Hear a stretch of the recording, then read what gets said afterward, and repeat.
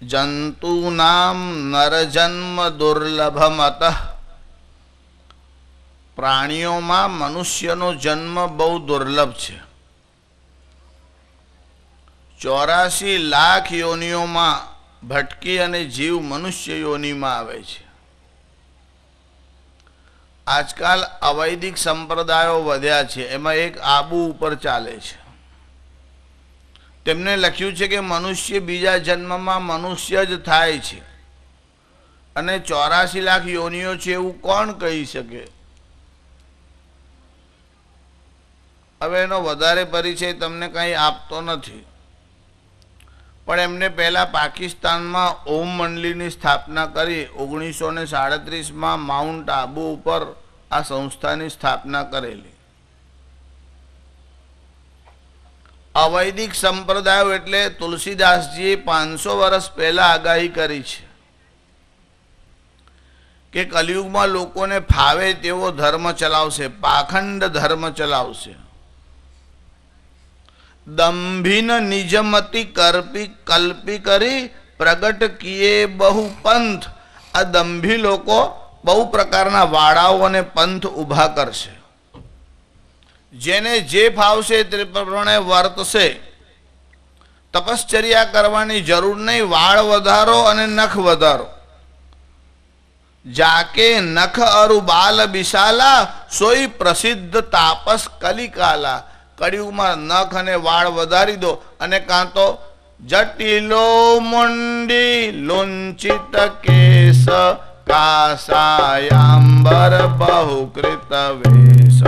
पश्यन्नपि च न पश्यति मूढ़ उदर निमित्तं बहुकृत वेश।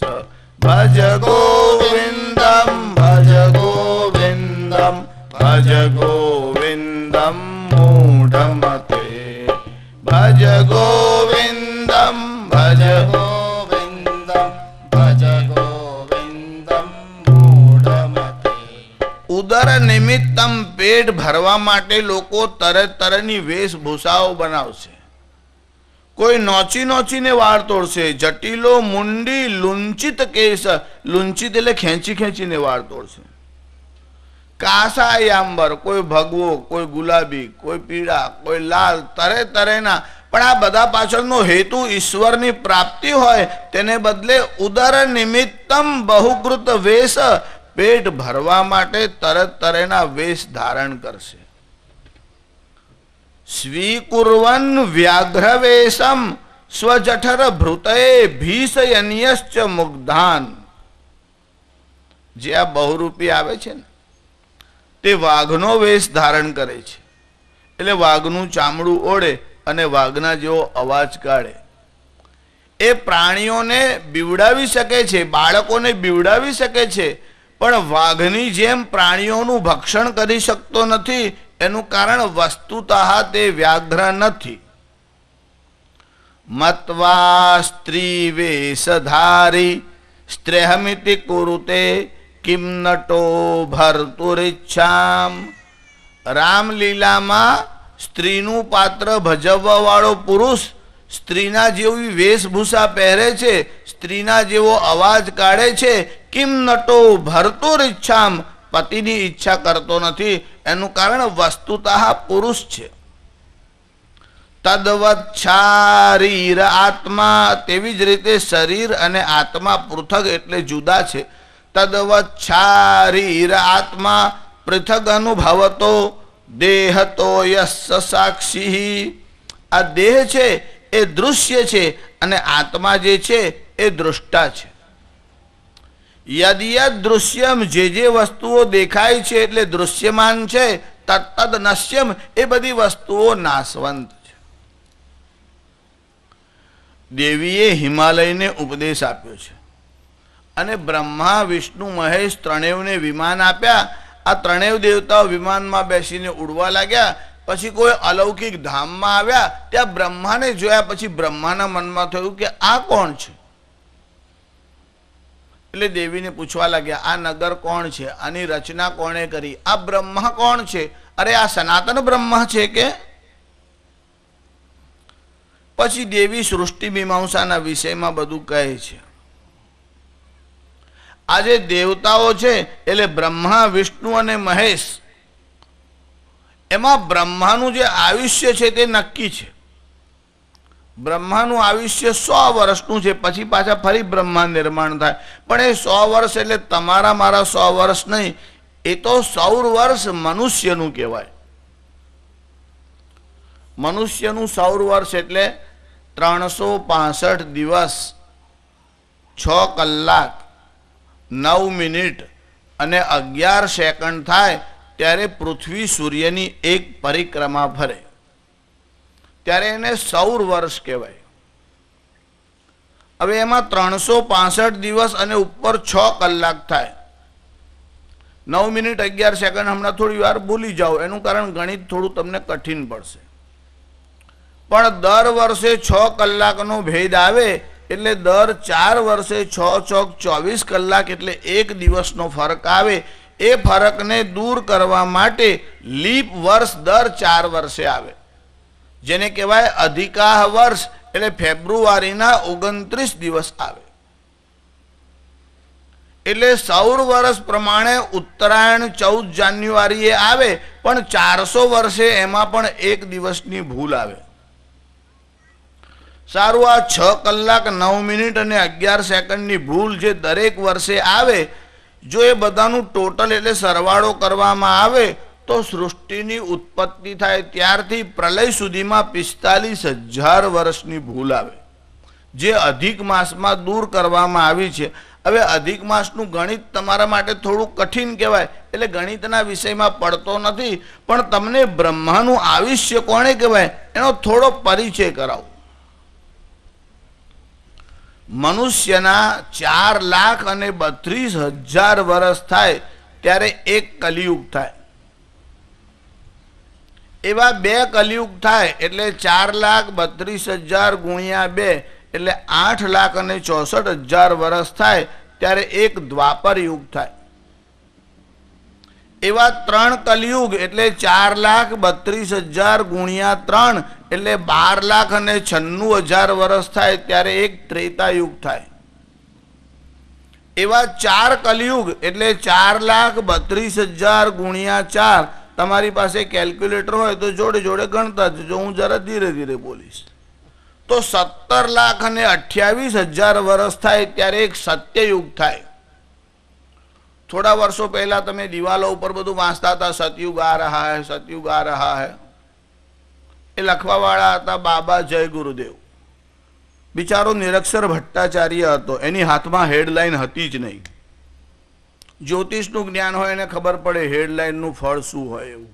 અને કાં તો જન્માક્ષર જાણતો હોય તો 5મું સ્થાન જે જન્માક્ષરમાં કહેવાય, જેને વિદ્યા અને સંતાન 2 વસ્તુ ઇન્ડિકેટ કરે, એ 5મ સ્થાન છે, એ સાવ રિક્ત હતું અને પાપક ગ્રહથી વિદ્ધ હતું.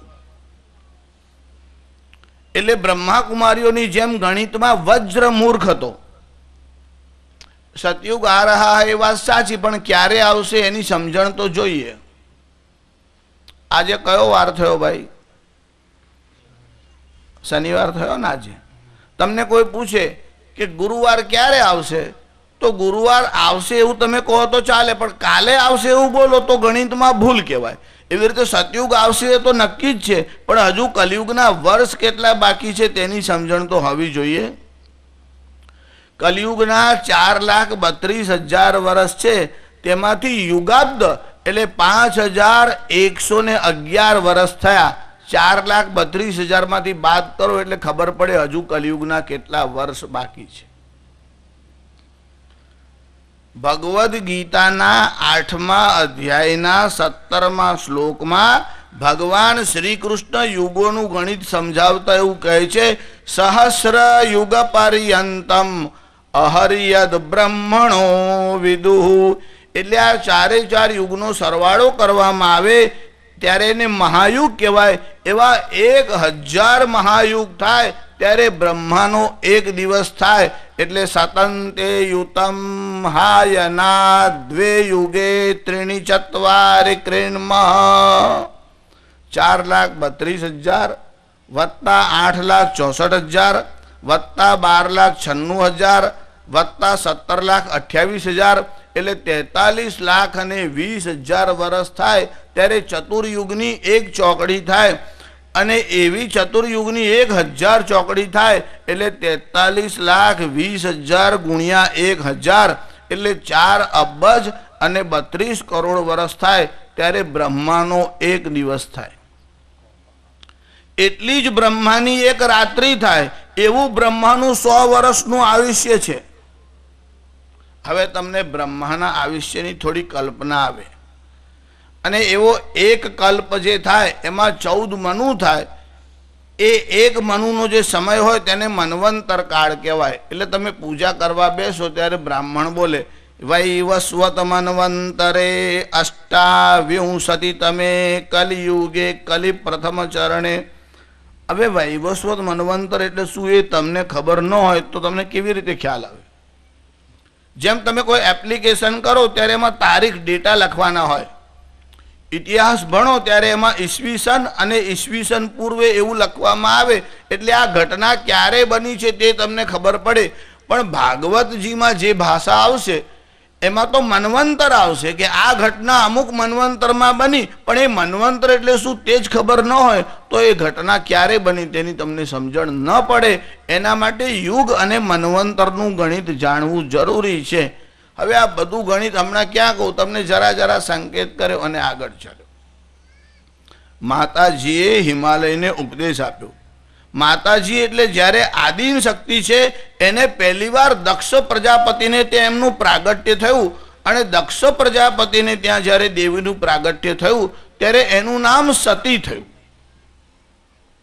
જુઓ, પદ્મપુરાણમાં પણ આ કથા આવે છે, દેવી ભાગવતમાં પણ આ કથા આવે છે, રામચરિત માનસમાં પણ આ કથા આવે છે, અને દેવી ભાગવતમાં પણ આ કથા આવે છે. ભાગવતજીમાં સતી ચરિત્ર તરીકે 4th સ્કંદમાં આવે. સતી ચરિત્ર એટલે આ દક્ષ પ્રજાપતિની કન્યા, એનું નામ સતી હતું. તે ભગવાન શંકરના સાથે તેનો વિવાહ કરવામાં આવ્યો. એકવાર એવો પ્રસંગ બન્યો કે બધા દેવતાઓ ભેગા થયા અને દક્ષ પ્રજાપતિને દેવતાઓનો અધિપતિ બનાવ્યો. જ્યારે દક્ષ પ્રજાપતિને દેવતાઓનો અધિપતિ બનાવ્યો ત્યારે દક્ષ પ્રજાપતિના મનમાં જરાક અહંકાર આવ્યો.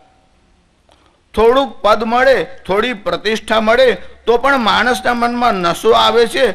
શાસ્ત્રકારો કહે છે અહંકાર એ જ્વર છે.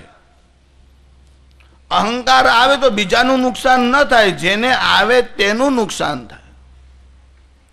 એટલે ભગવાન શું કરે, પોતાના ભક્તોને જ્યારે અહંકાર આવે ત્યારે ભગવાન કોઈ ઉપાય કરે અને તેમનો અહંકાર ઓગળી જાય એવો કોઈ કિમિયો કરે, એવી કોઈ ઘટના બને.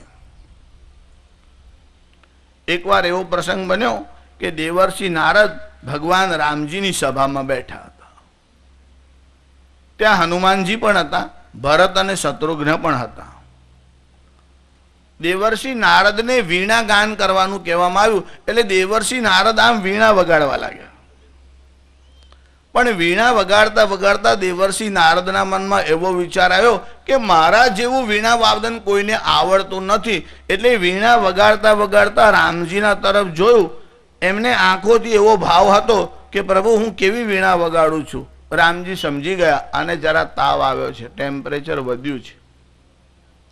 પોતાના ભક્ત માટે ભગવાન ઉપાય કરે છે. એટલે રામજીએ હનુમાનજીના તરફ જોયું. હનુમાનજી સ્વામીનો ભાવ સમજી ગયા.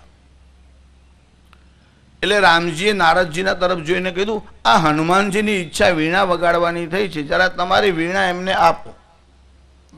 નારદજીના મનમાં થયું આને ગદા અપાય, વીણા અપાય. હવે રામજીએ કીધું એટલે ના તો ન પડાય. મનમાં તો બહુ દુઃખ થયું, પણ રામજીનો આદેશ થયો એટલે કીધું પ્રભુ આપ કહો છો તો ભલે. મનમાં વિચાર કર્યો છેલ્લી વાર દર્શન કરી લો. આમનો હાથ પડ્યા પછી તાર નહીં, વીણા જ રહે નહીં તો પછી જોવાનું દર્શન આવશે જ ક્યાંથી મોકો.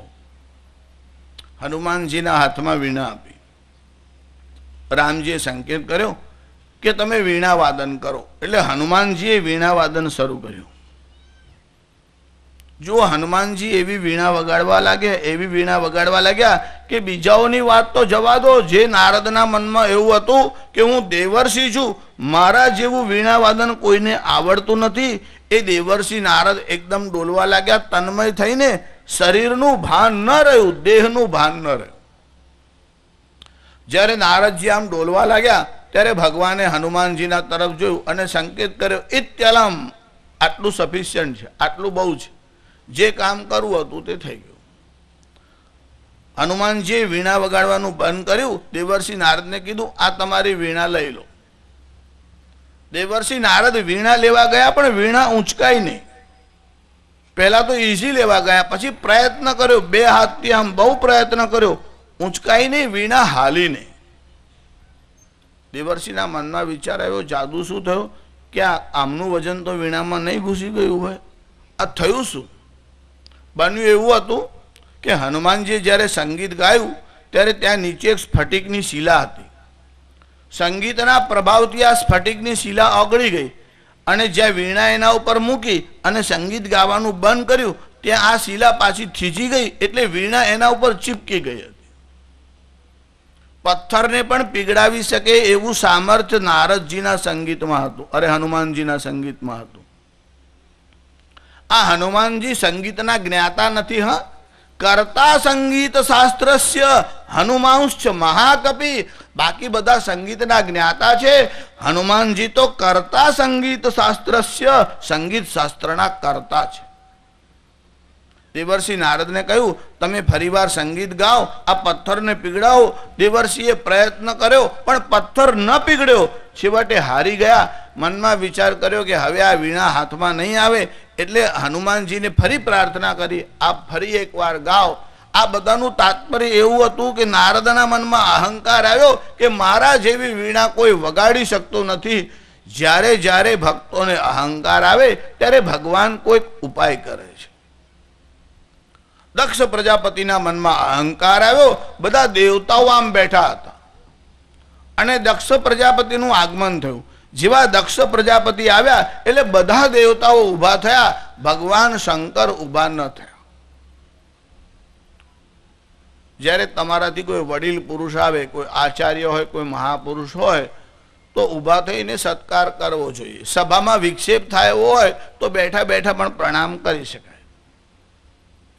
તમારાથી શ્રેષ્ઠ પુરુષનું આગમન થાય અને તમે બેસા રહો તો તમારા પ્રાણ છે તેને ઉત્ક્રમણ થાય છે. એના લાભ શું છે? કલિયુગમાં લોકોને પહેલા લાભ કોને તો લોકો કરવા લાગે છે, લાભ બતાવવો પડે. ને કેટલાક લોકો તો ફાયદાવાદી હોય, દરેકમાં ફાયદો પૂછે. શાસ્ત્રીજી, આ ભગવાને વાઘ અને સિંહ બનાવે, એનો ફાયદો શું? એટલે મેં કીધું, આ ફાયદાવાદી માણસોને ખાવા માટે, જેમાં તેમાં ફાયદો ફાયદો, બીજી વાત જ નહીં, લાભનો જ વિચાર કરે. દેવર્ષિ નારદની વીણા પાછી આપી. અહીંયા દક્ષ પ્રજાપતિએ જોયું કે એમના આગમનથી દેવતાઓ ઊભા થયા, ભગવાન શંકર ઊભા ન થયા. ભગવાન શંકર તો દેવાધિદેવ છે. દક્ષ પ્રજાપતિના મનમાં વિચાર આવ્યો, મારી કન્યા મેં એમના સાથે પરણાવી એટલે સંબંધમાં અમે સસરા જમાઈ થઈએ, અને સસરા પણ પિતા તુલ્ય હોય છે, અને મારું આગમન થયું છતાં પણ આ ઊભા ન થયા. એટલે દક્ષ પ્રજાપતિના મનમાં બહુ ખરાબ લાગ્યું, એના મનમાં ક્રોધ આવ્યો. જુઓ, તમારી યોગ્યતાનો પણ વિચાર કરો. ભગવાન શંકર કોણ છે આટલી સમજણ પણ દક્ષ પ્રજાપતિને ન હતી. એને કારણે દક્ષ પ્રજાપતિ ભગવાન શંકરના માટે અપશબ્દ બોલ્યો. આ દક્ષ પ્રજાપતિ શું બોલ્યો? મરકટ લોચન, અરે આ વાંદરા જેવી આંખો વાળો, ખોપરીઓની માળા પહેરવા વાળો, સ્મશાનમાં પડી રહેનાર, ભસ્મ ચિતાની લગાડનાર અને ખોપરીઓની માળા પહેરનાર, આ ભૂતોનો અધિપતિ છે. આવું આ દક્ષ પ્રજાપતિ બોલવા લાગ્યો. મરકટ લોચન, મરકટનો અર્થ થાય વાંદરા જેવી આંખો વાળો. હવે તમારા જમાઈની આંખો સારી ના હોય તો તમારાથી એવું કહેવાય વાંદરા જેવો છે એવું બોલાય? દક્ષ પ્રજાપતિના સંબંધમાં ભગવાન શંકર જમાઈ થાય, ગમે તેવો હોય તો એવું જ બોલાય. તમારે પણ ઘરવાળીને કહેવું હોય તો શું કહેવાય? એવું કહેવાય કે તારી આંખો વાંદરા જેવી છે એવું કહેવાય? આ દક્ષ પ્રજાપતિ અપશબ્દ બોલ્યો. ભગવાન શંકરનો સ્વભાવ બહુ ઉદાર છે, કરુણાના અવતાર છે. તમે દુનિયાભરમાં ગમે તેની આરતી કરો, છેલ્લે કોનું વર્ણન આવે?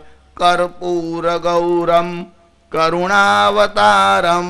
ભગવાન શંકરની સ્તુતિ થાય છે. અને તે કેવા છે? કરુણાવતારમ, ક્રોધાવતારમ નથી. કોઈક વાર ક્રોધ કરે ખરા, પણ છે કરુણાવતારમ. ભગવાન શંકરના મનમાં વિચાર આવ્યો કે દક્ષ પ્રજાપતિને જરા નશો ચડ્યો છે, સમય આવશે એટલે ઠીક થઈ જશે. પણ દક્ષ પ્રજાપતિએ મનમાં દ્વેષ રાખ્યો, ભગવાન શંકરથી બદલો લેવાનો વિચાર કર્યો. જ્યારે તમારા મનમાં રિવેન્જ, બદલાની ભાવના આવે ત્યારે તમારી શાંતિ હણાઈ જાય છે. એટલે દક્ષ પ્રજાપતિએ શું કર્યું? ભગવાન શંકરનો બદલો લેવાના માટે એક મોટા યજ્ઞનું આયોજન કર્યું. તે યજ્ઞમાં બધાને નિમંત્રણ આપ્યું, કેવળ ભગવાન શંકરને નિમંત્રણ ન આપ્યું. ભગવાન શંકર સતીના સાથે એટલે દક્ષ કન્યાના સાથે હિમાલય પર્વતના ઉપર બેઠા હતા. દક્ષ પ્રજાપતિને ત્યાં યજ્ઞ થતો હતો અને બધા દેવતાઓ વિમાનમાં બેસી અને યજ્ઞમાં જતા હતા. સતી ભગવાન શંકરની સાથે બેઠા હતા. એમને આકાશમાં જોયું. શું જોયું? एक समय आकाश में उड़ते देखे विमान, जिसमें चढ़ सुर सुंदरी करत मनोहर गान. हाथ जोड़ हर्षों सती बोली अय भगवान, ए विमान कहाँ जात है कहिए कृपा निधान. सतीए भगवान शंकर ने पूछ्યું, हे कृपाना महासागर, ए विमान कहाँ जात है? आ विमान क्या जाए छे ते मने कहो. भगवान शंकर सर्वज्ञ छे. भगवान शंकरे सतीने કહ્યું કે આ વિમાન તારા પિતાને ત્યાં દક્ષ પ્રજાપતિને ત્યાં જ જઈ રહ્યા છે અને એમાં સુરસુંદરિયા એટલે દેવતાઓની સ્ત્રીઓ બેઠેલી છે અને તારા પિતાએ એક બહુ મોટા યજ્ઞનું આયોજન કર્યું છે. એ यज्ञ वो विशाल છે कि मंडप वितान तनवाएंगे, कदली के स्तंभ रचाएंगे, फिर ध्वजा पताका तोरणादि सर्वत्र सजाए जाएंगे.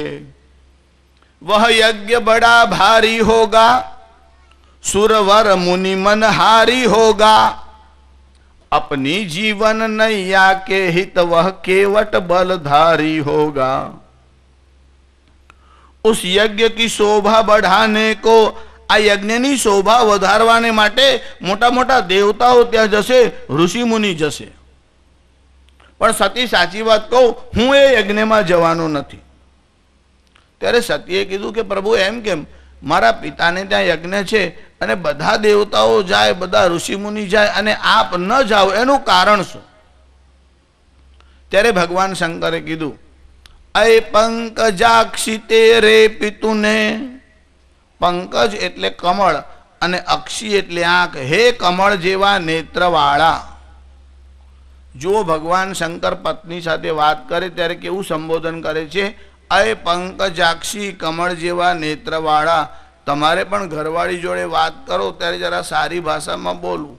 મીનાક્ષી એટલે માછલી જેવી આંખોવાળી. પછી ભલે લીંબુના ફાડિયા જેવા મોટા મોટા હોય પણ તમારે બોલવું તો આવું જ. અને જો એમના ભાઈને ત્યાંથી વિદેશથી કોઈ સાડી આવી હોય અને પહેરીને તમારી સામે આવીને ઊભા રહે અને પૂછે એ પહેલાં જ તમારે કહેવું, આહા, તમે સાક્ષાત લક્ષ્મીજી જેવા દેખાવ છો.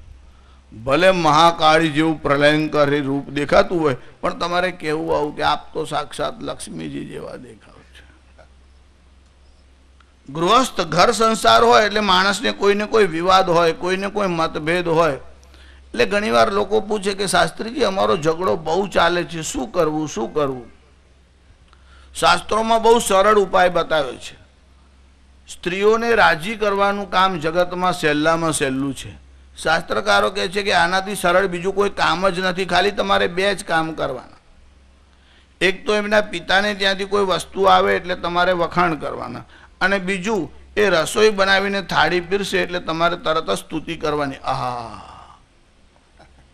આ ભાઈએ મનમાં નક્કી કર્યું, શાસ્ત્રીજીએ નુસ્ખો સારો બતાવ્યો છે, આપણે આજથી જ પ્રયોગ કરવો, ઝઘડો બંધ. કથામાંથી ઘેર ગયા. પ્રસંગ એવો બન્યો હતો કે આ ભાઈ કથામાં આવે ને ત્યારે આ બેનથી રસોઈ થાય એવી નહોતી, એટલે બાજુવાળા બેનને બોલાવીને એમને રસોઈ બનાવી હતી.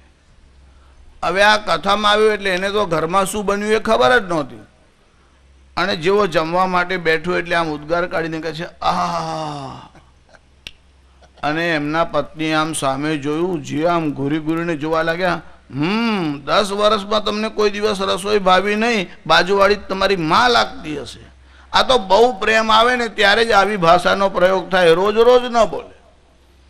તમને સ્તુતિ કરવાની છૂટ, પણ ઘેર જઈને પહેલાં જાણી લેવાનું કે રસોઈ કોણે બનાવી છે, નહીં તો બીજે દિવસથી કથામાં આવવાનું બંધ થઈ જાય. એના કરતાં ખાતરી કરવી અને પછી સ્તુતિ કરવી. ભગવાન શંકર સંબોધન કરે ત્યારે આવું કહે છે, અય પંકજાક્ષી તેરે પિતુને एक यज्ञ रचा है अति सुंदर, सम्मिलित उसी में होने को यह जाते हैं सारे सुरवर. ये सुर सुंदरिया गाएगी, बाजे गंधर्व बजाएंगे, वीणा पाणी नारद मुनिवर वीणा कौशल दिखलाएंगे. આ યજ્ઞમાં બધા જ જશે, કેવળ હું એ યજ્ઞમાં હાજરી આપવાનો નથી. जब सुना पिता का यज्ञ कार्य तो सती अतीव हर्षानी है.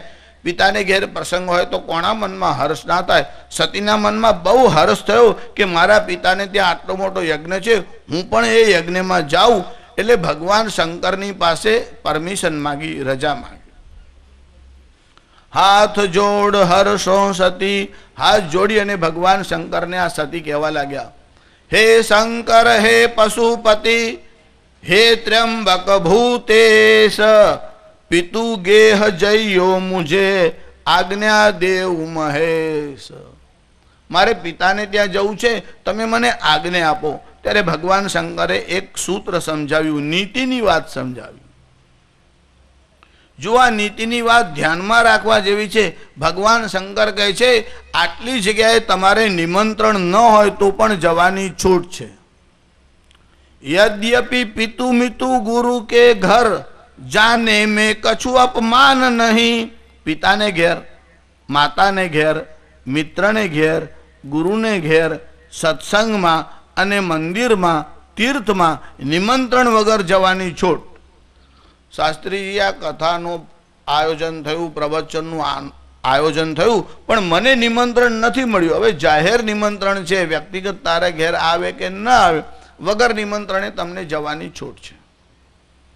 ભગવાન શંકર કહે છે, यद्यपि पितु मितु गुरु के घर जाने में कछु अपमान नहीं, पर जहां बैर आपस में हो वहां जाने में कल्याण नहीं. સતી, પિતાને ઘેર જવું છે તો આમંત્રણની જરૂર નથી, પણ તારો પિતા મનમાં દ્વેષ રાખે છે, માટે ત્યાં જશો તો તમારું કલ્યાણ નહીં થાય. ભગવાન શંકરે થોડી ચેતવણી આપી. સતી માન્યા નહીં. સતીએ મનમાં નક્કી કર્યું કે ના, હું પિતાને ઘેર જઈશ. જબ શંકર ને દેખા નહીં मानेगी यह बात, नारी हठ जग विदित है उसमें नहीं कुशलात. જગતમાં 4 હઠ બહુ પ્રસિદ્ધ છે, એમાં એક સ્ત્રી હઠ છે. બાલહઠ, સ્ત્રી હઠ, રાજહઠ અને યોગી હઠ. જગતમાં 4 હઠ બહુ પ્રસિદ્ધ છે, એમાં સ્ત્રી હઠ એવી છે કે આ માનશે નહીં. ભગવાન શંકરે મનમાં વિચાર કર્યો, જબ શંકર ને દેખા નહીં मानेगी यह बात, नारी हठ जग विदित है उसमें नहीं कुशलात. तब शंकर ने कछु अपने गण बुलवाए नंदी के द्वारा, सती को पीहर पहुंचाने का उनको वृतांत कहा सारा. પોતાના ગણોને બોલાવીને કહ્યું કે સતીના પિતાને ત્યાં દક્ષ પ્રજાપતિને ત્યાં યજ્ઞ છે અને તમે સતીને ત્યાં લઈ જાઓ. પિતાને ત્યાં જવાનું કહ્યું એટલે સતીના મનમાં બહુ હર્ષ થયો. હવે ઉતાવળા તૈયાર થવા લાગ્યા. તમે બહેનોની ચાલ જુઓ ને એટલે તમને ખબર પડે કે ક્યાંથી આવતા હશે અને ક્યાં જતા હશે. બહુ ઉત્સાહમાં હોય, ઝપાટા બંધ જાય એટલે સમજવાનું પિયરમાં જવાનું છે.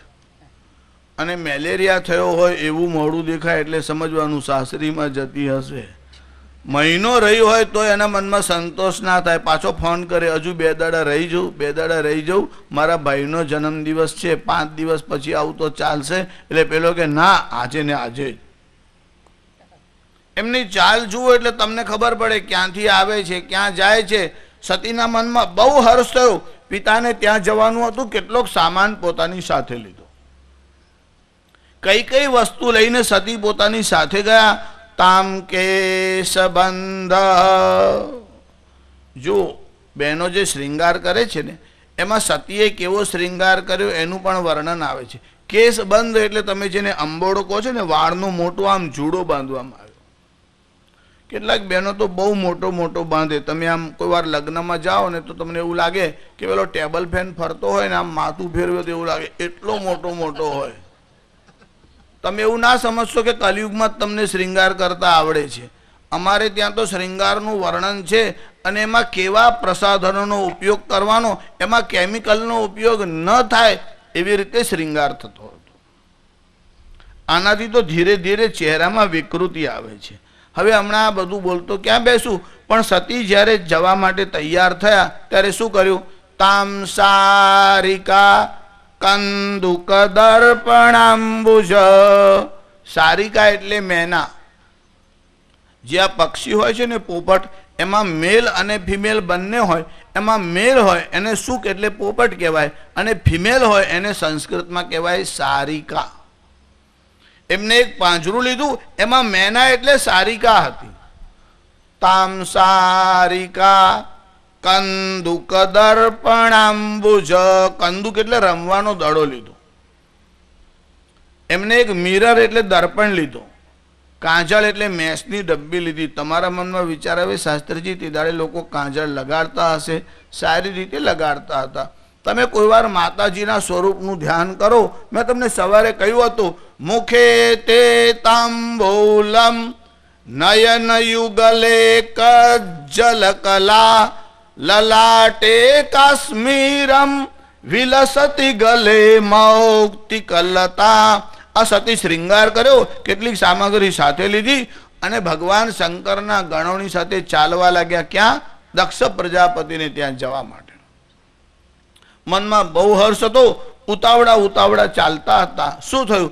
પર જબ પિહર પહોંચ ગઈ તબ તો અતીવ અકુલાની હૈ. પિહર કે કિસી કુટુંબી ને ઉनको ન જરા સન્માની હૈ. કોઈએ એને બોલાવી નહીં. દક્ષ પ્રજાપતિ આવ્યો, એને પ્રણામ કરવા ગઈ. દક્ષ પ્રજાપતિના મનમાં બદલાની ભાવના હતી. એટલો બધો દ્વેષ રાખતો હતો.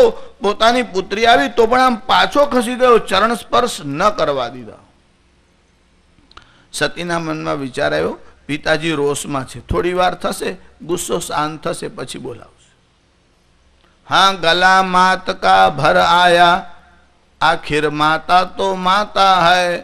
એની માતાનું હૃદય ભરાઈ આવ્યું કે મારી દીકરી ત્યાંથી આવી, કોઈ બોલાવતું પણ નથી એને.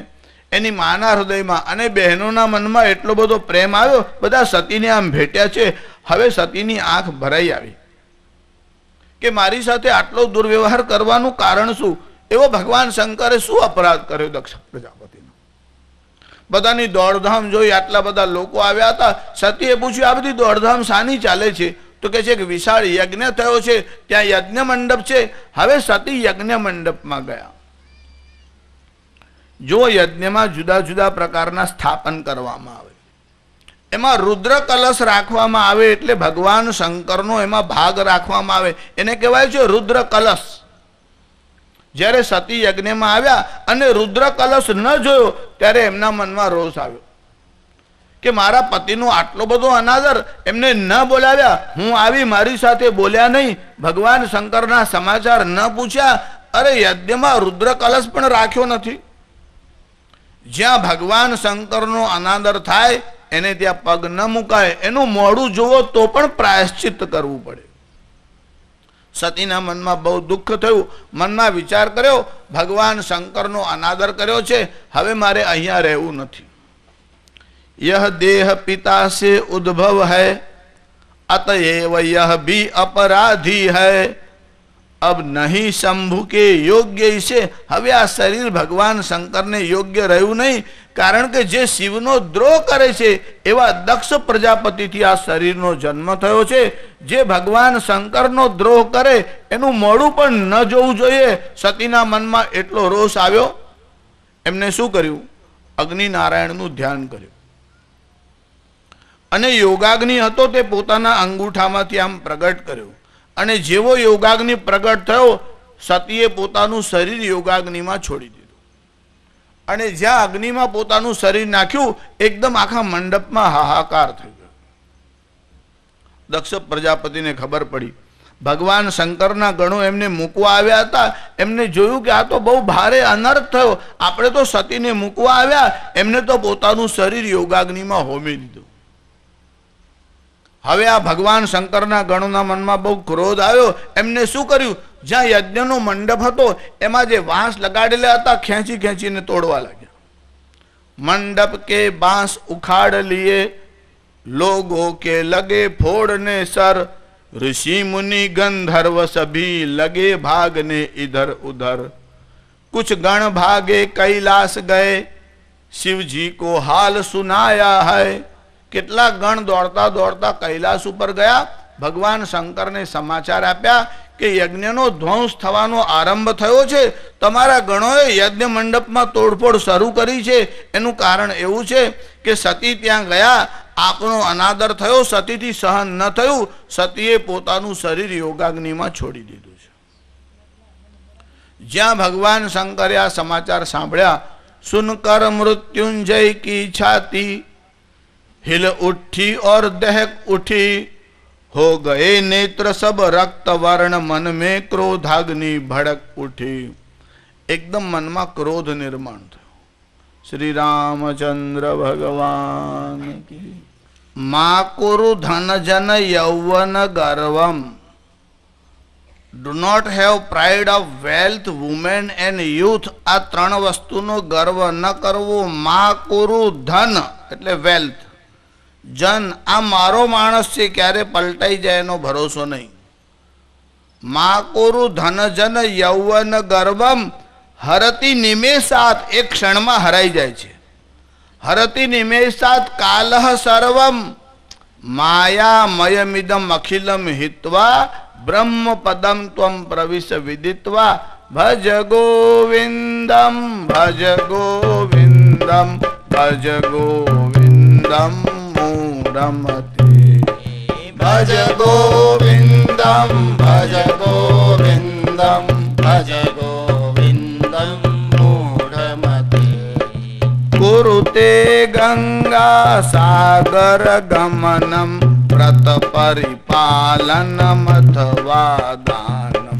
જ્ઞાન વિહીનમ સર્વમતેન, મુક્તિમ ન ભજતિ જન્મ સતેન. ભજ ગોવિંદમ ભજ ગોવિંદમ ભજ ગોવિંદમ મૂઢમતે. ભજ ગોવિંદમ ભજ ગોવિંદમ ભજ ગોવિંદમ મૂઢમતે. યાવદ વિત્તોપાર્જન સક્ત, સ્થાવન નિજ પરિવારો રક્ત. પશ્ચાત ધાવતી જર્જર દેહે, વાર્તામ પૃચ્છતિ કોપી ન ગેહે. ભજ ગોવિંદમ ભજ ગોવિંદમ ભજ ગોવિંદમ મૂઢમતે. ભગવાન શંकर ने समाचार आप्या, कुछ गण भागे कैलाश गए, शिवजी को हाल सुनाया है. भगवान शंकर ने समाचार आप्या.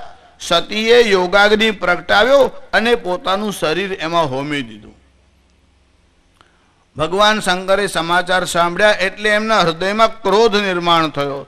સુનકર મૃત્યુંજય કી છાતી हिल उठी और दहक उठी. हो गए नेत्र सब रक्त वर्ण. आंख एकदम लाल लाल થઈ. સ્ફુરમાણોષ્ઠ, ક્રોધને કારણે રોંગટાઓ ઊભા થઈ ગયા. શરીર કાંપવા લાગ્યું, હોઠ ધ્રુજવા લાગ્યા. ભગવાન શંકરે પોતાની જે વિશાળ જટાઓ હતી તે આમ ખોલી નાખી. ભગવાને પોતાનું આમ માથું હલાવ્યું.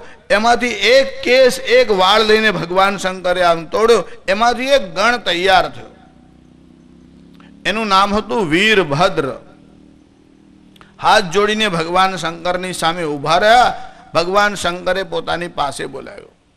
પુનિ વીરભદ્ર કો બોલવા કર, आज्ञादि शीघ्र प्रयाण करो. दक्ष का यज्ञ विध्वंस करो, देवों का मर्दन मान करो. જાઓ અને દક્ષના યજ્ઞનો ધ્વંસ કરો, જે દેવતાઓ ત્યાં આવ્યા છે એમને પણ ત્યાંથી હાંકી કાઢો. આજ્ઞા પાકર વહ વીરભદ્ર દક્ષ કે પાસ પહોંચા સત્વર. બસ આજ્ઞા મળવાની જ વાર હતી. આ દક્ષ પ્રજાપતિના યજ્ઞમાં પહોંચી ગયો અને શું કર્યું? મંડપ તોડફોડ કર્યું, બધાઓને ત્યાંથી નસાડવા માંડ્યા. જેને જેને પ્રાણ બચાવવાની ઈચ્છા હતી બધા ત્યાંથી નાસવા લાગ્યા. મંડપમાં, યજ્ઞ મંડપમાં તોડફોડ શરૂ થઈ ગઈ. એટલું જ નહીં, દેવતાઓને પણ દંડ આપ્યો.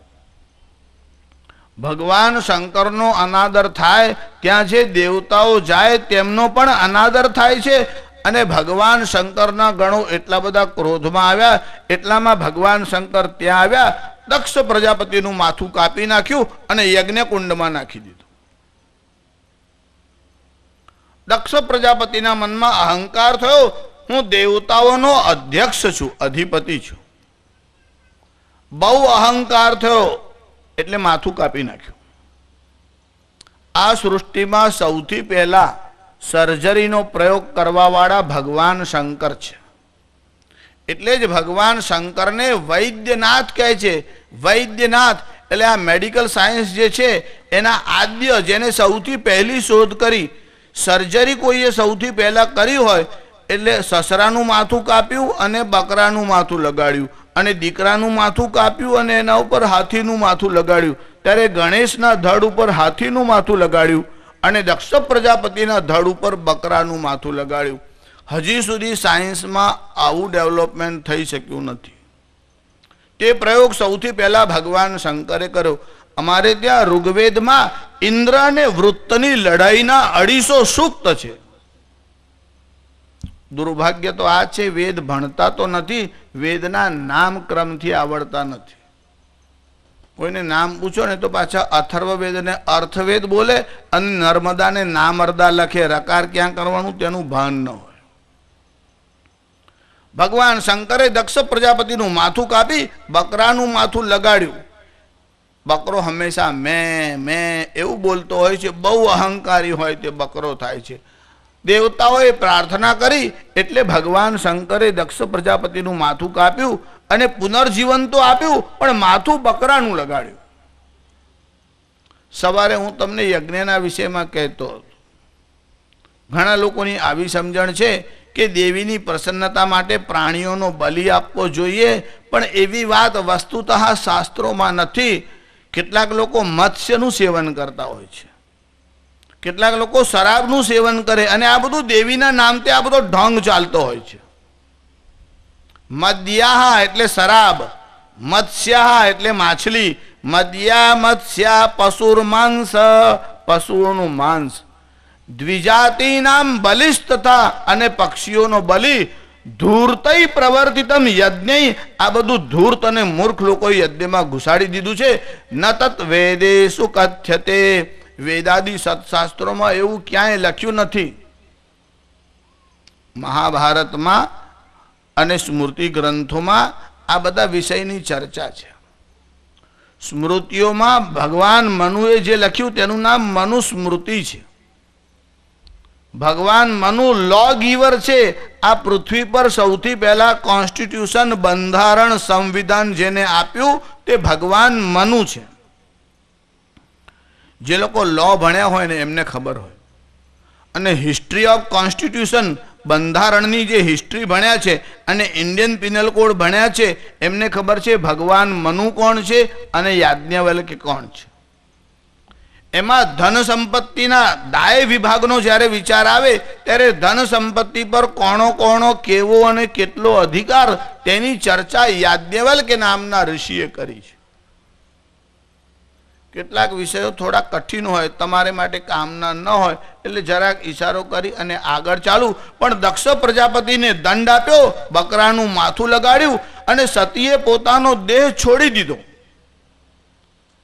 આ દક્ષ કન્યાએ પોતાનો દેહ છોડ્યા પછી શું થયું? હિમાદ્રૈ સંભૂતા સુલલિત કરૈ પલ્લવયુતા સુપુષ્પા મુક્તાભી ભ્રમર કલિતા ચાલક ભરઈ લિયા જન્મ હિમરાજ ઘર થે ઉસકે બડભાગ. આ સતીનો બીજો જન્મ હિમાલયને ત્યાં થયો. આ હિમાલયને ત્યાં જ્યારે સતીનો જન્મ થયો ત્યારે એમનું નામ પાર્વતી થયું. જો અપર્ણા, પાર્વતી, દુર્ગા, મૃડાની, ચંડિકાંબિકા, આપણે તો ગમે તેને ગમે તે નામથી બોલાવીએ. અંધેરી નગરી ઓર ગંડુ રાજા, આપણે માટે શબ્દની કોઈ મહિમા છે જ નહીં. પણ પાર્વતીનું એક નામ અપર્ણા થયું. હિમાલયને ત્યાં પાર્વતીનો જન્મ થયો. દેવર્ષિ નારદ ત્યાં ફરતા ફરતા આવ્યા. હિમાલયે દેવર્ષિને બોલાવ્યા.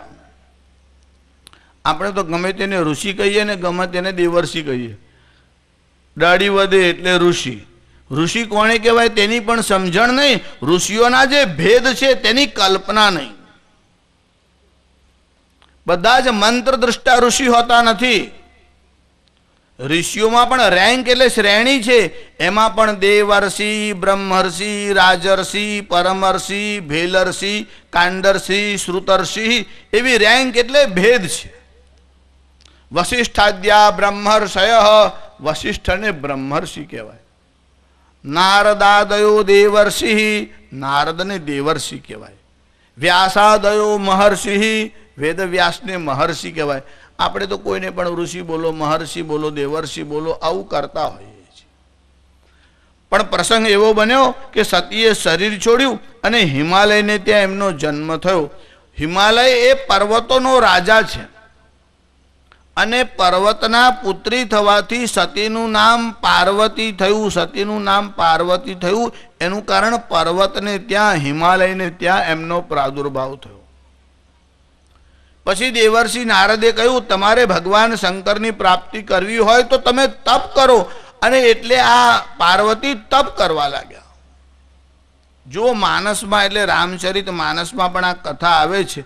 અને તુલસીદાસજીએ લખ્યું કે જ્યારે પાર્વતી તપ કરતા હતા ત્યારે સપ્તર્ષિઓ ત્યાં ગયા અને સપ્તર્ષિઓએ પાર્વતીને જોયા. ऋषि न गौरी देखी तह कैसी, ऋषि न गौरी देखी तह मूर्तिमंत तपस्या जैसी, मूर्तिमंत तपस्या जैसी. આ ઋષિઓ ત્યાં ગયા અને ગૌરી, પાર્વતીનું એક નામ ગૌરી છે. એમના શરીરનો વર્ણ ગૌર હતો.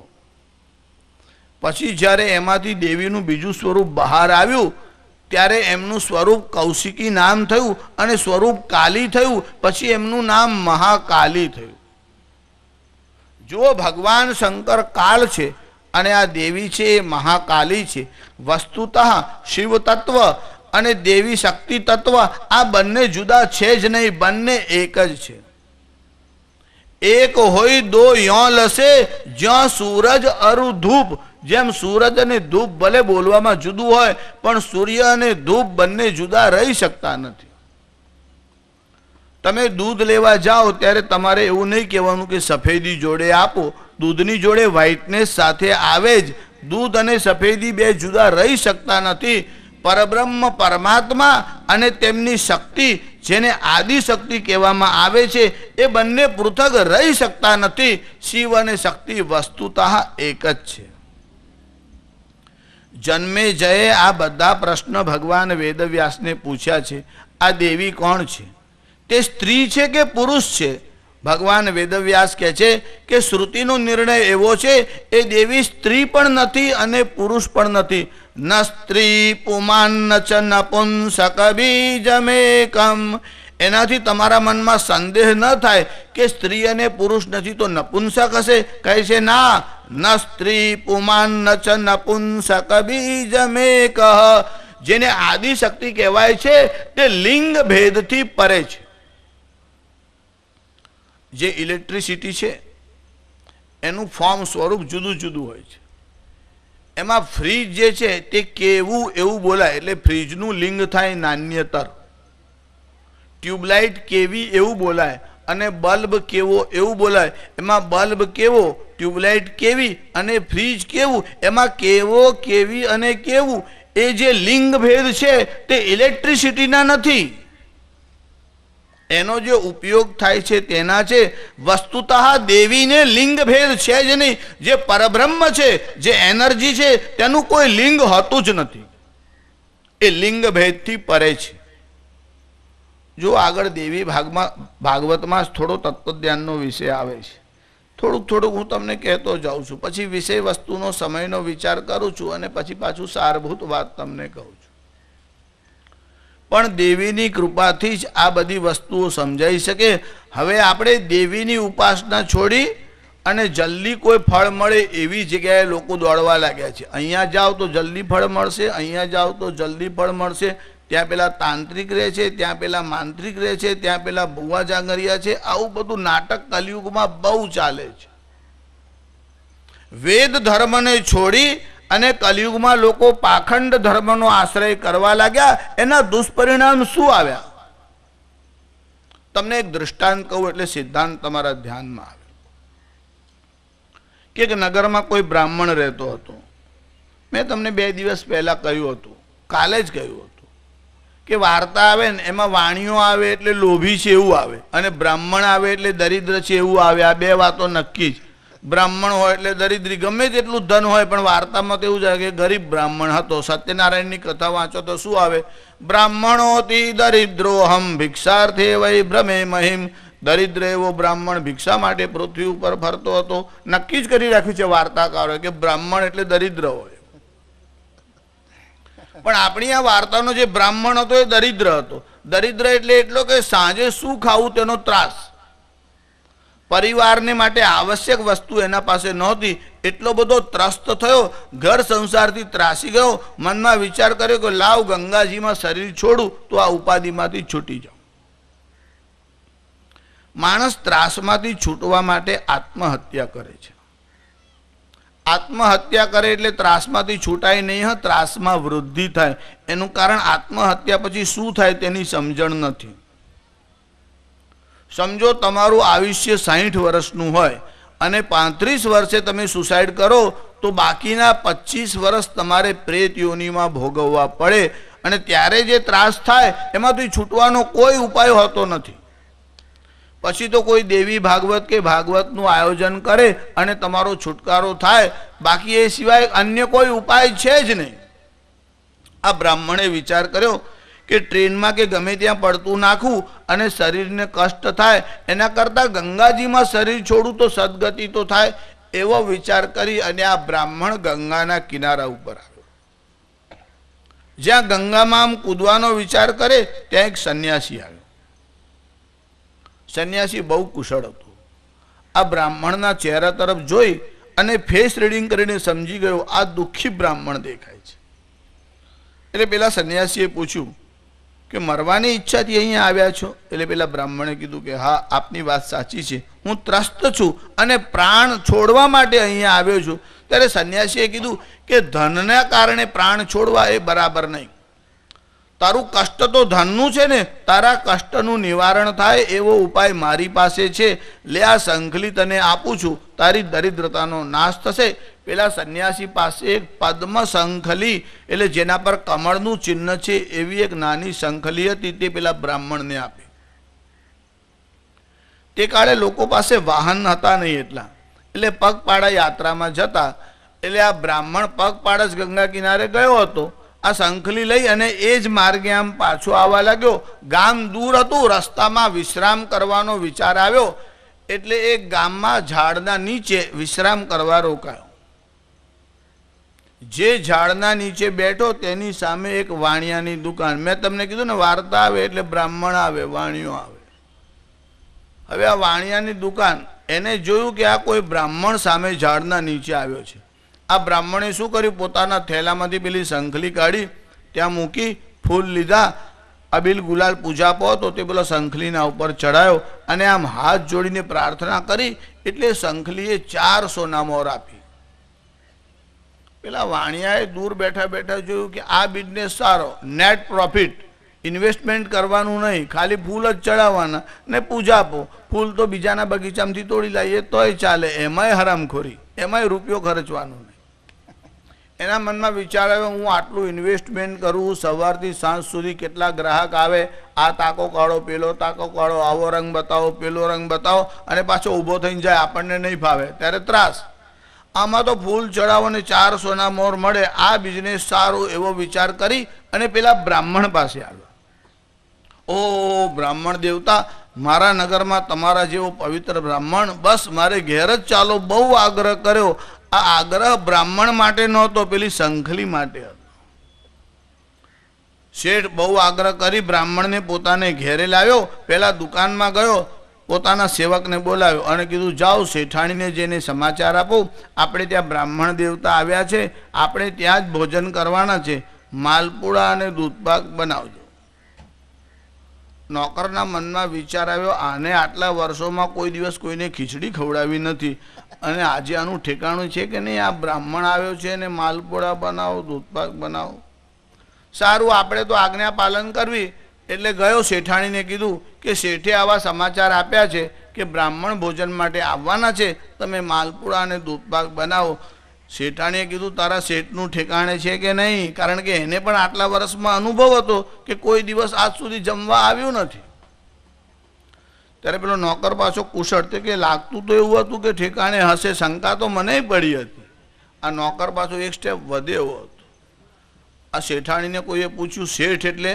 તેણે કીધું કે 12 ખીલો અને ઘરમાં ઢીલો. બહાર એટલો બધો રૂબાબ કરે પણ ઘરમાં આવે પછી બધો રૂબાબ બંધ થઈ જાય.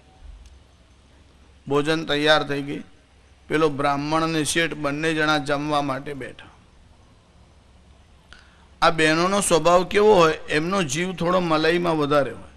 એટલે દૂધ બહુ તો ઉકાળેલું નહીં, થોડુંક આમ ગરમ કરેલું, પણ મલાઈ એના ઉપર આમ આવી ગયેલી. હવે આ શેઠ અને પેલો બ્રાહ્મણ જમવા બેઠા એટલે શેઠાણી અંદરથી તપેલી લઈને બહાર આવ્યા, પેલા બ્રાહ્મણને આમ દૂધ પીરસવા લાગ્યા. એટલામાં મલાઈનો જે લોચો હતો ને તે આમ તપેલીના કિનારે આવ્યો. શેઠાણીના મનમાં થયું, આ બ્રાહ્મણ ખાઈ જાય તો સારું નહીં, શેઠની વાડકીમાં જાય તો સારું. હવે એના એકતા તો વચ્ચે આમ આંગળી મરાય નહીં, એટલે આમ તપેલી નમાવા ગયા, જોયું કે મલાઈ આગળ આવી છે. એટલે શેઠાણી આમ વાત કરવા લાગ્યા, શાંતિથી જમજો, શાંતિથી જમજો એવું બોલે, અને તપેલી આમ પાછળ હલાવે એટલે મલાઈ આમ પાછળ આવ્યા. એટલે બ્રાહ્મણનું ધ્યાન ગયું કે આ તપેલી કેમ હલાવે છે. 2 વાર આમ તપેલી હલાવી અને પીરસવા ગઈ, પણ કોણે ખબર આ મલાઈએ બી નક્કી જ કરેલું બ્રાહ્મણની વાડકીમાં જ જવું છે. 2 વાર તપેલી આમ પાછી હટાવીને જ્યાં પીરસવા જાય, મલાઈનો લોચો પેલા બ્રાહ્મણની વાડકીમાં પડ્યો અને વાડકીમાં ગયું એટલે આ શેઠાણીના મોઢામાંથી એકદમ અર એવું આમ નીકળી ગયું. જે અંદર હતું તે આમ બહાર આવી ગયું. તો બ્રાહ્મણ સાવધાન હતો. વાડકી આમ બહાર કાઢીને કીધું કે બેન આ લઈ જાઓ, બીજી વાડકીમાં આપો. શેઠાણી કે ના ના, આ તો મારાથી આમને એમ બોલાઈ ગયું, મારા મનમાં કંઈ એવો અભાવ નથી. પેલા બ્રાહ્મણે કીધું, શેઠાણી આ તમારું અર છે એ મારા પેટમાં ચર બોલાવશે. રાત્રે 2:30 વાગે અંદરથી કોલ આવશે, ઉઠ ઉઠ. જે પ્રેમથી જમાડે તે જ પચે, આમને એમ હોય તે પચે ખરું. એના કરતાં બીજી વાડકી આપો અને આ મલાઈ શેઠને આપો. બ્રાહ્મણને જમાડ્યો એટલા માટે પ્રેમથી જમાડ્યો કે વધારે જમશે તો ઊંઘશે સારું, અને ઊંઘશે તો પેલી સંખલી કાઢવાનું ફાવશે. એટલે બ્રાહ્મણને બરાબર જમાડ્યો. જેવો બ્રાહ્મણ સુવા ગયો એટલે આ શેઠે પેલી સંખલી કાઢી અને એક નકલી શંખ હતો તે એના ઉસિકા નીચે મૂકી દીધો. સવાર થયું, બ્રાહ્મણ ત્યાંથી આમ નીકળ્યો. હવે તો એની પાસે નકલી શંખ હતો. પહેલા દિવસે 4 સોના મોર મળી, બીજા દિવસે કાંઈ મળ્યું નહીં. હવે પેલો વાણીઓ પૂજા કરવા બેઠો એટલે 4 સોનામાં રોજ મળવા લાગ્યો. પણ બ્રાહ્મણને એક જ દિવસ લાભ થયો, પછી પાછો દરિદ્ર. એની એ જ સ્થિતિ થઈ. 2 વર્ષ પછી તીર્થયાત્રામાં પેલો સાધુ આકસ્મિક પેલા બ્રાહ્મણને ભેગો થયો. સંન્યાસીએ જોયું કે આ તો દરિદ્ર જ રહ્યો, મેં આવી સંકલી આપી તો પણ આનું કલ્યાણ ન થયું. એટલે પેલા સંન્યાસીએ પૂછ્યું કે બ્રાહ્મણ દેવતા, તમારી સ્થિતિમાં સુધારો કેમ ન થયો?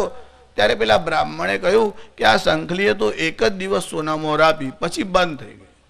સંન્યાસી કહે છે, એવું થાય નહીં, તમે કોઈ ઠેકાણે રોકાયા હતા? એટલે એની બધી હિસ્ટ્રી કીધી. એટલે સંન્યાસીને ખ્યાલ આવ્યો કે આ બદલાઈ ગઈ છે, આ મેં આપી એ સંખલી છે જ નહીં. જો તારું પ્રારબ્ધ નબળું છે, હવે એક કામ કર, હું તને આ બીજો એક શંખ આપું છું, જો તારી પાસે બુદ્ધિ હોય તો તને ધન મળશે. એટલે બીજો એક શંખ હતો તે આપ્યો. આ બ્રાહ્મણ પાછો એ જ માર્ગથી આવ્યો એટલે વાણિયાના દુકાનની સામે જ પેલો થેલો નાખીને આમ બેઠો. શંખ આમ બહાર કાઢ્યો પુષ્પ કાઢ્યા અને પૂજા પર નાખીને આમ પ્રાર્થના કરી, હે શંખદેવ 1 લાખ રૂપિયા દો. એટલે પેલો શંખ બોલ્યો 2 લાખ લો. વાણિયાએ સાંભળ્યું કે આ બિઝનેસ પેલા કરતા સારો, આ તો 4 સોના મોર આપે, 10,000ની એક થાય એટલે 40,000 થાય, અને આ તો લાખ માગે તો 2 લાખ આપે છે. એટલે વળી પાછો ત્યાં આવ્યો, પેલા બ્રાહ્મણને આગ્રહ કર્યો, પોતાને ઘેર જમાડીને રાખ્યો, અને બ્રાહ્મણ સૂઈ ગયો એટલે પેલી શંખલી મૂકી અને પેલો શંખ કાઢી લીધો. બ્રાહ્મણ તો શંખલી લઈને ઘેર આવ્યો, 4 સોના મોર મળી. અહીંયા પેલો વાણિયો પૂજા કરવા બેઠો એટલે પ્રાર્થના કરવા લાગ્યો, હે શંખદેવ. એના મનમાં વિચાર થયો, લાખથી શું થાય, આ તો બ્રાહ્મણ સંતોષી જીવ, કે હે શંખદેવ 1 કરોડ રૂપિયા દો. એટલે શંખે કીધું 2 કરોડ લો. આના મનમાં થયું 2 કરોડ બોલે છે પણ હજુ દેખાતો નથી, કદાચ છપાતા હશે તો વાર લાગતી હશે. આમ થોડી વાર આમ રાહ જોઈ, અંદરથી કાંઈ આવ્યું નહીં.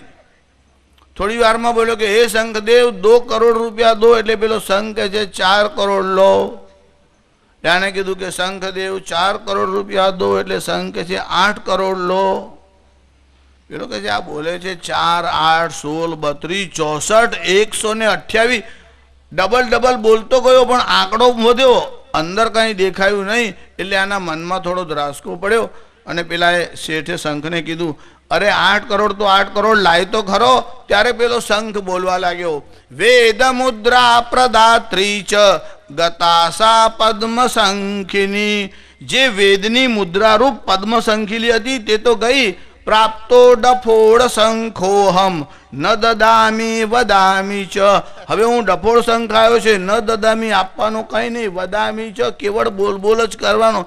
એમ કલિયુગમાં વેદ માર્ગ છોડી અને આ ડફોળ શંખોની સંખ્યા વધી. ત્યારથી આ સંપ્રદાયોમાં બધા ધીરે ધીરે નાટક વધવા લાગ્યા, અનર્થ વધવા લાગ્યા. આ અનર્થથી બચવાનો એક જ ઉપાય છે કે તમે વૈદિક ધર્મનો આશ્રય કરો. ભાગવતજીમાં બહુ સ્પષ્ટ શબ્દોમાં યમદૂતો કહે છે, વેદ પ્રણિહિતો ધર્મો યધર્મસ્તદ વિપર્યયઃ.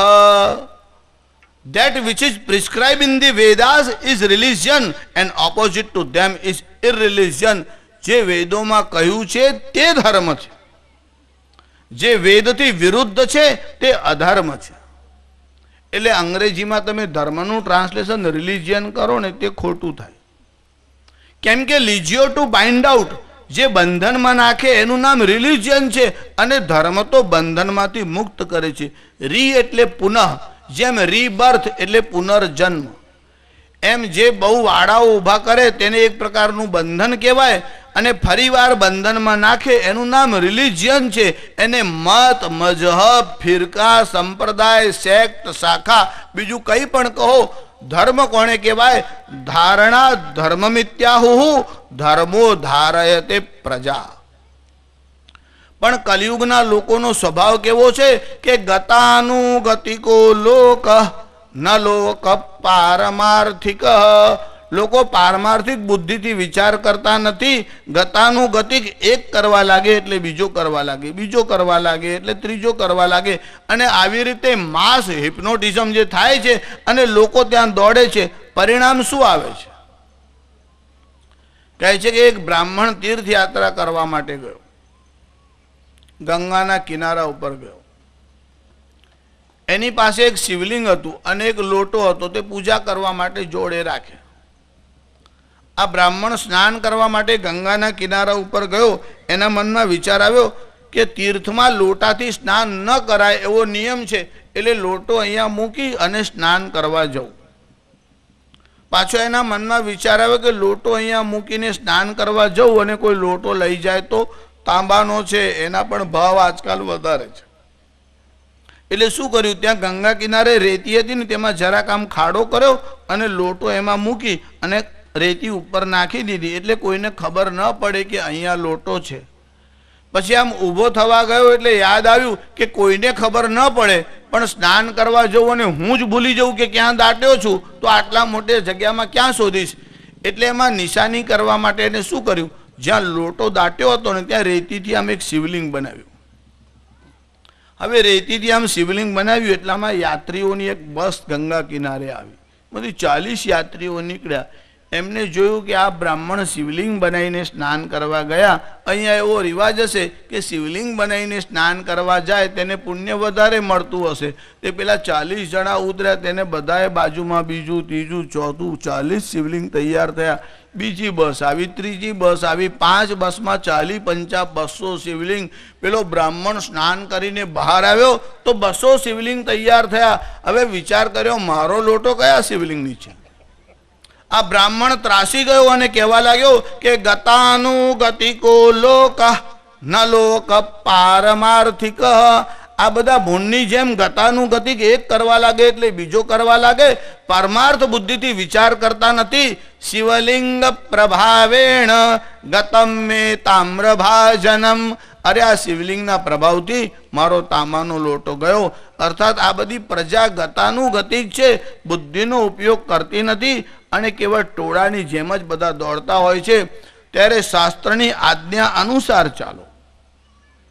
ભગવાન ભગવદ્ ગીતામાં અર્જુનને કહે છે કે હે અર્જુન, જ્યારે કોઈ વિષયમાં તારા મનમાં સંશય થાય અને તને નિર્ણય કરવાનું ન સૂઝે કે આ કરવું કે આ કરવું, ત્યારે તારે નિર્ણય કેવી રીતે લેવાનો?